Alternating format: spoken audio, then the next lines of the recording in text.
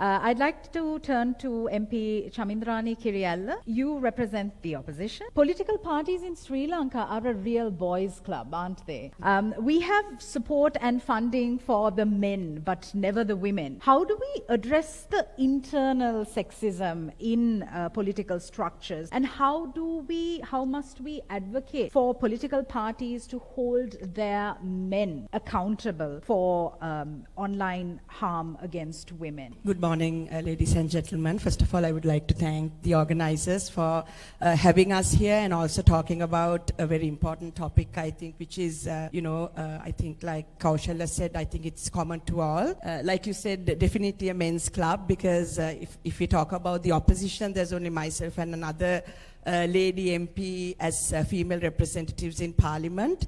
Actually, it's a difficult task, I think, to hold the men accountable in terms of the party structure, because especially in the online space, because so many people have so many accounts, fake accounts on social media. But I think if we all get together, I think the number one step would be to educate the men in particular, because I think men and women both who are in the political field have to experience this. But I think I saw this research done by Amnesty International, which said that women are 26 times more likely to be harassed online. So I think we can't really stop our men, like say supporters, harassing women online, because we can of course educate them, but I think it's important that we educate everyone as a whole, and so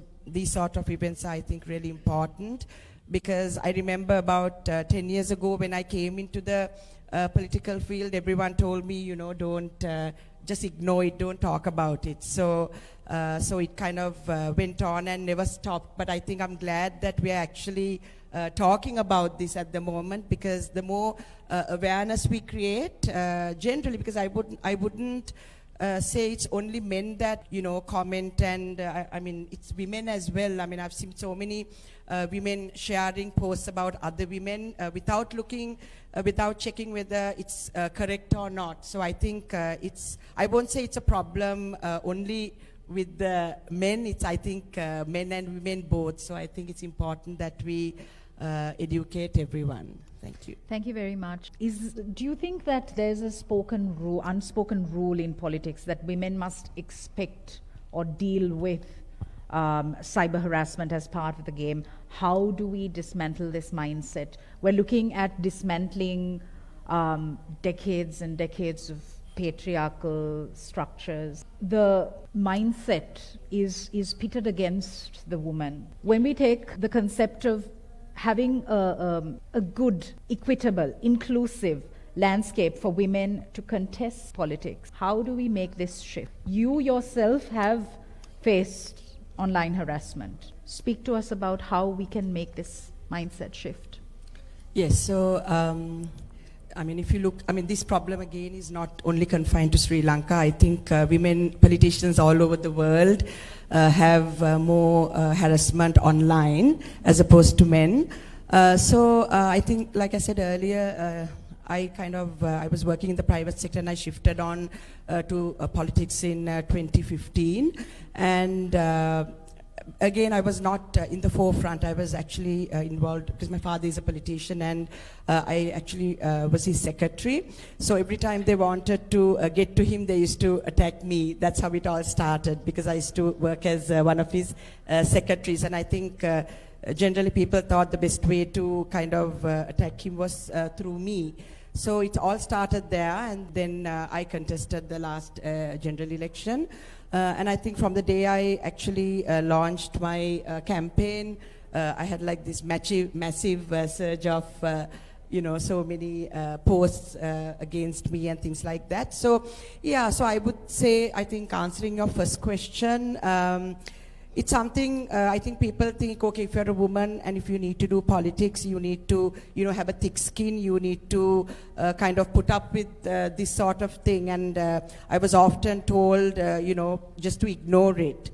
because the more I kind of retaliate, the more I answer to all those, what was said in those posts, that would get more attention. So everyone's advice to me, including, the media personnel who was, in our team, used to advise that. But I think throughout the years, I realized, no, I think that is not the answer. I think we need to really stand up and respond to these, because the more people say something on and on, like say 10 times, people think that's the truth.